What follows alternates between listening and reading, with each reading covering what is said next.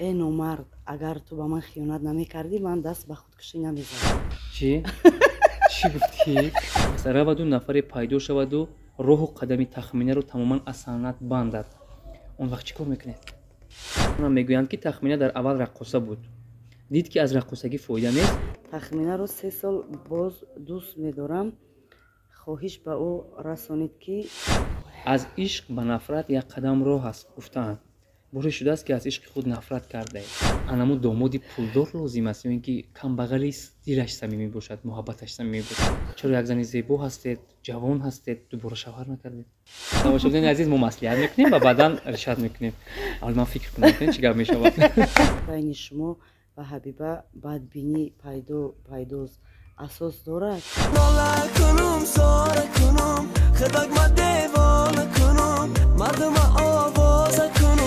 شاید خوتی هستید دستانتون میلرزد.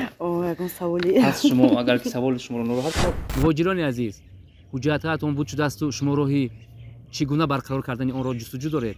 پس به شما توصیه میدیم که به شرکت بخ مراجعت کنید.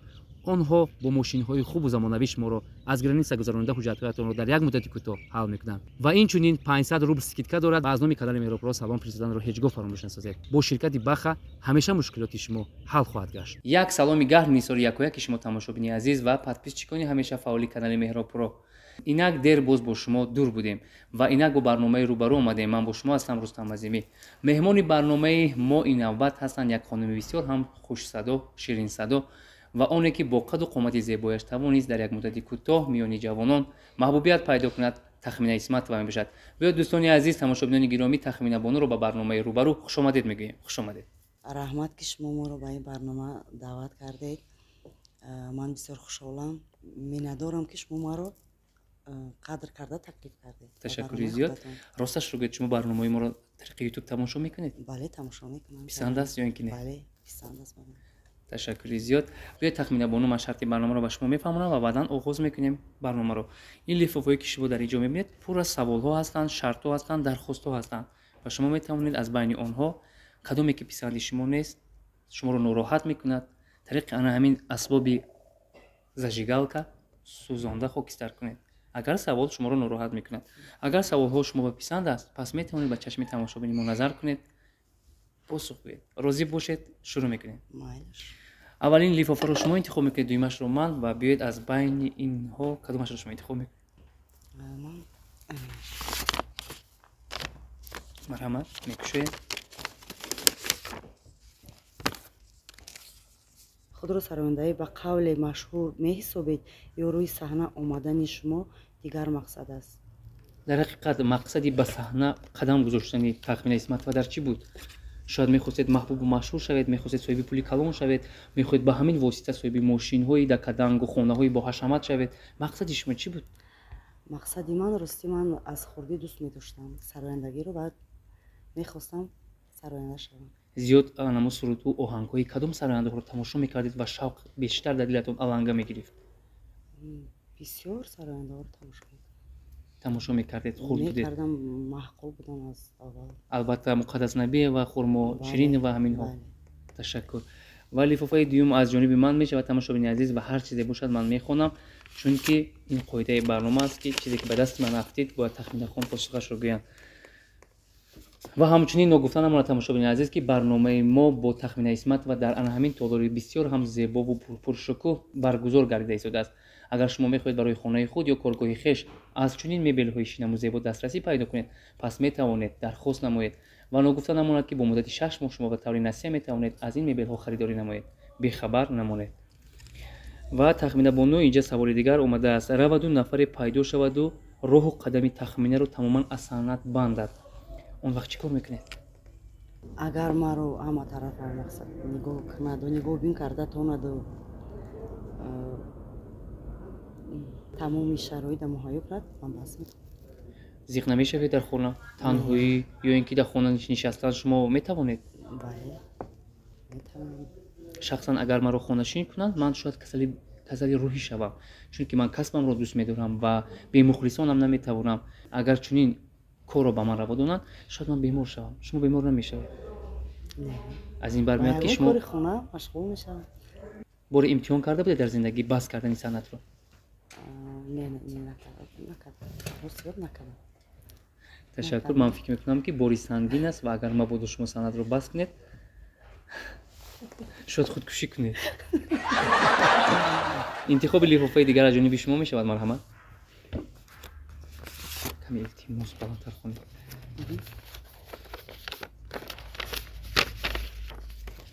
به تماشاچیان عزیز تخمین بانو میخونن که در اینجا بود چه سوال آمده است.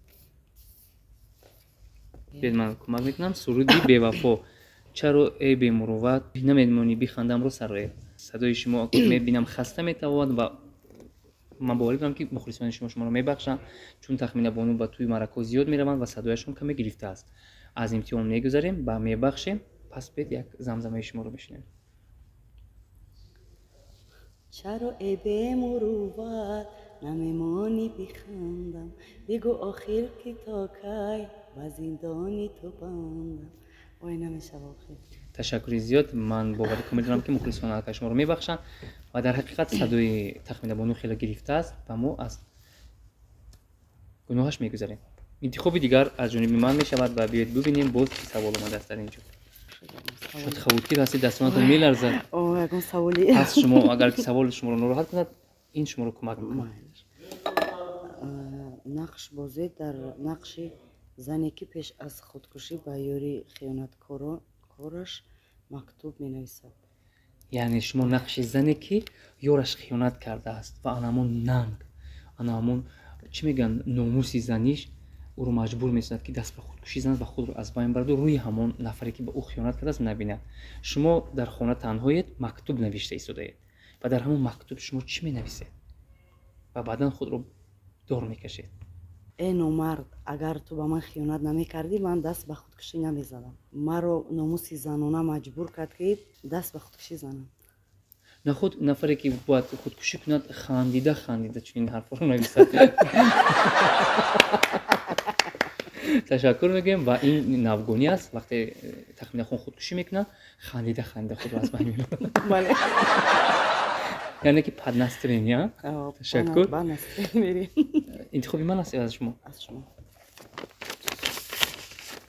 به تماشاچیان عزیز سوال دیگر رو من میخونم و ببینیم چی نوشته شده است. تخمینه هم در آواز هم در سیمو با سرانده محبوب انیسه عزیز زیاد ماننده. اپا و خواهرت؟ نه اپا خواهر نیستم. بسیاری با من میگوین که ماننده میکنیم به انیسه. هم کوریم خطیش با یک جا کار میکردیم. دوستی نزدیکی. اخیل خشتباری ندارم. در حقیقت مانندید. بله بسیاری میگوین که مانند. اگر هر دوی شما یک عکس خاطره بگیرید و اگر طریق اینستاگرام گذارید همگان می نویسند که یگان فرقی نیست گویا که اپا و خواهرت. بله بسیاری میگوین. دوست می‌دارید انیسه رو؟ چرا؟ تشکر زیاد. تشکر میگیم و لفافه دیگر رو نوبت شماست مرحمت.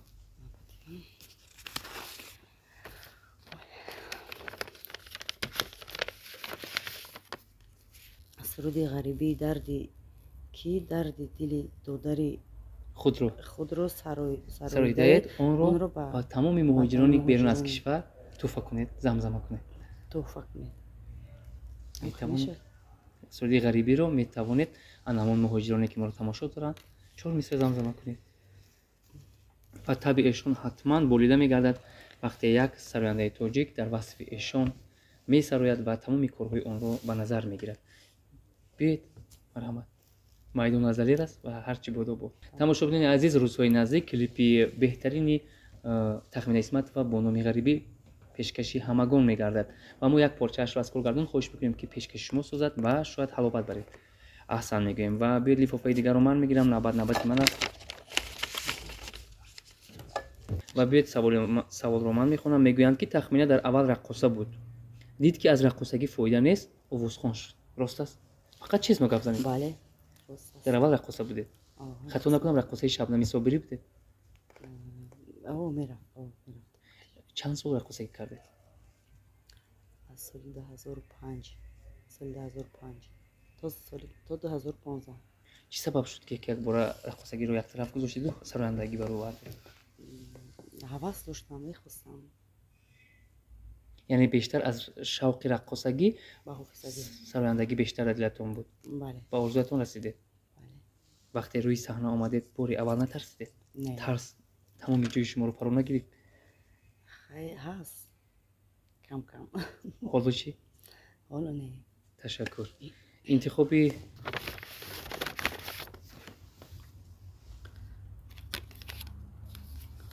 тахмина Исматова то ҳол сари танҳо умр ба сар мебарад ё бахти худро пайдо кардааст. боре Дубора. пайдо кардааст? яъне гуфтан мехоҳанд ки тахмина Исматова то ҳол сари танҳо умр ба сар мебаред ё ки аллакай шавҳар кардед бори дуюм ва имрӯз зиндагии шоду хуррам доред? Не, то ҳол не накардам. яъне пас аз шикасти бахти аввал дигар шавҳар накардед? Не. шояд дилатон мон. Бале. бо чанд фарзанд ҷудо шудед? Сета.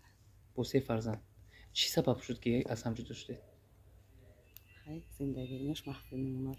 Ташаккур. Махфӣ мемонад. айб дар кӣ буд? Айб? дар шумо? Не. Фақат занако мардакон маҳбуранд. дар хиёнат дидед? Бале. Дар хиёнат. имрӯз пушаймонед аз зиндагиатон ҷудо шудед? Хай ҳаст. И тамоми занда ҳаст. Ами пушаймонӣ ҳаст. фарзандҳо калон ҳастанд? Бале. чанд духтару чанд писар? 2 писар, 1 духтар. падарашон хабар мегирад? Не. чаро? шояд бадқаҳр баромада рафт? Мумкин аст Ташаккур. рафт. чаро як зани зебо ҳастед, ҷавон ҳастед, дубора шавҳар накардед? Дил монд. Дил монд дигар. вақте дил монад Дигар қабул намекунед? не. Қабул. агар мабоду шербачаҳои мо пас аз тамошои ин навор ба хонаи шумо хостгорӣ оянд, пешниҳоди шумо қабул мекунед? қабул мекунед? оиладор мешавед? Бебинем хай агар маъқул шавад.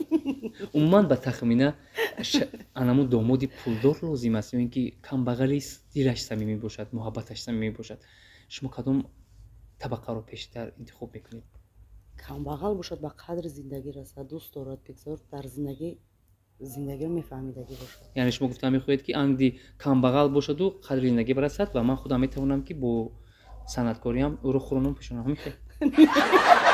тахмина хонум, ман намешавам? Мешавӣ, чаро не? тамошобини азиз, мо маслиҳат мекунем ва баъдан ришад мекунем. аввал ман фикр кунам чӣ гап мешавад. аҳсан мегӯем, як ҳазф буд ва биёед интихоби ман аст, ба фикрам аз ман аст.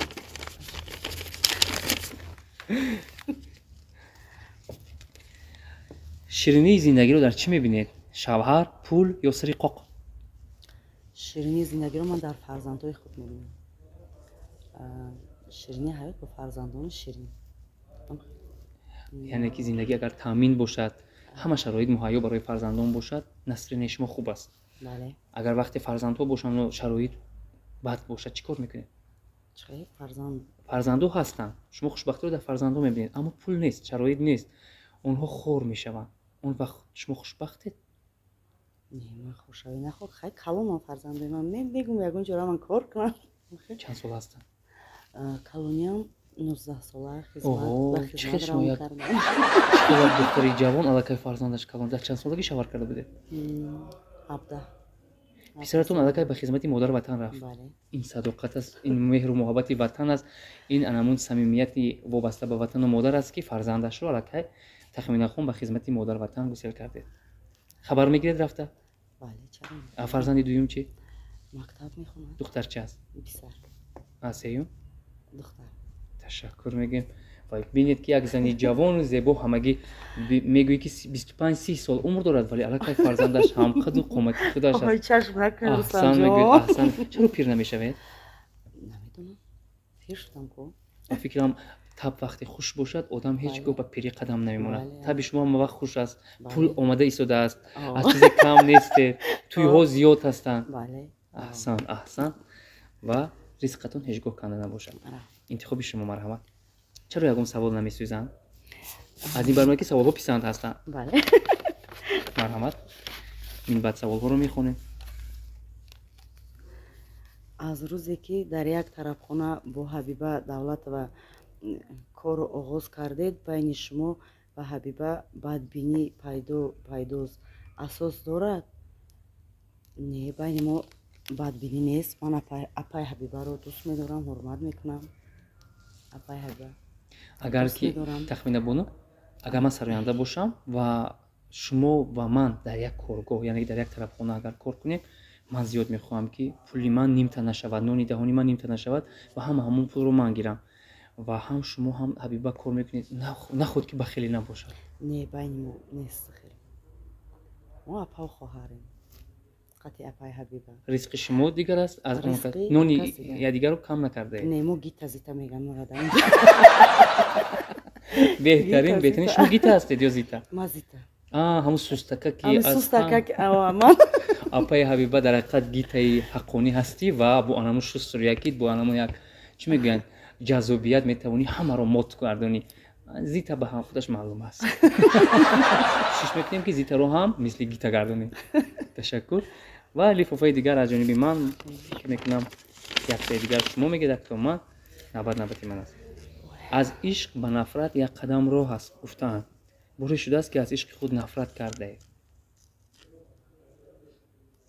дӯст дошта буд? чаро аз ӯ дар як муддати кӯтоҳ нафрат кардед ва даст кашидед аз ишқаш? шояд хафа кард, сухани дағал гуфт, пулҳоятонро рабуд, тиловароятонро дуздид. чӣ кор кард ки шумо якбор аз ӯ даст кашидед? суханони дағалона ба шумо бачаҳои дағал умуман маъқул нестанд? домото агар шумо дағал гуфторед пас беҳуда худро овора мекардед. ташаккур. ва ин чӣ сабаб шуд? асабҳоятон набардошт. асабҳо намебардорад. дар ҳақиқат нафрат омад. дигар аз баҳраш гузаштед, дубора қабулаш накардед? не, қабул накардем. агар бо пушаймонӣ бо узрумаънӣ ояд, қабул мекардем? не. яъне тахмина як дили сангине дорад ки агар нафаре дилашро меранҷонад, яъне ки дигар дубора дили иро ба даст овардан наметавонад. ин секретро танҳо ба шумо мегӯям. талабгорҳои оянда худро ба даст гирифта кӯшиш кунед. лифофаи охир аст. тахмина бону фикр мекунам шумо посух гӯед. шояд дар ҳаросед ки ан саволи ман фикр мекунам ки мактуб аст, ошиқона аст. тахминаро 3 сол боз дӯст медорам. хоҳиш ба ӯ расонед ки умеди ваҳдатӣ туро зиёд дӯст медорад. мисли тахмина ҷони зебо доштан мехоҳам. чӣ диҳам ки хостгори мани ошиқро қабул мекунад? яъне ки чӣ ба ӯ барам, яъне ки чӣ қадар қалин диҳам ки тахмина ишқи маро қабул мекунад? гуфтан ин ошиқ, ин маҷнун ба шумо мактуб фиристодам. беҳтараш ки ин ҷавон биёяд, рӯпарӯ мо суҳбат кунем. оиладор агар гапамон пухт, оиладор мешавем. агар не, ҳеҷ гап не. ӯ барои худаш, шумо барои худатон. барои худ, мо барои худ мерем. умедҷон, агар шумо моро тамошо доред, пас биёед, як маротиба ҷуръат кунед, тавоноии худро нишон диҳед, ба назди Тахминахон биёед, адресашро мо ба шумо медиҳем. пас анамун маҳорату шердилии худро нишон диҳед. ӯ шуморо қабул мекунад ё не? ногуфта намонад ки ба Тахминахон зару зевар асло дар кор нест, зеро ҳамаашро дорам. салом азизони ман, хусусан занону бонувони азиз, ба шумо як пешниҳод дорам. боварӣ дорам писанд меояд. ман ҳамаи шуморо ба компанияи атомӣ, яъне корейский компания ба кор даъват мекунам. кор дар ин ҷо бениҳоят осон аст. балҳои шумо тамоман намесӯзад. пешҳаракат мекунеду халос. шумо дар ин ҷо хариду фурӯш карда намегардед. шумо дар як сол танҳо 3 маротиба молҳои ширкати моро харид мекунеду халос. пули бисёр аз ход намекунед, балки пули калонкор мекунед. маоши шумо дар байни 3 моҳ ба 100 000 афта мерасад. бетараф набошед. чӣ қадар барвақттар кор дароед, ҳамон қадар ба фоидаи шумост. барои маълумоти пурра ба ватсаби ман нависед. ҳамаашро пурра мефаҳмонам. рақамҳо дар рӯи экран.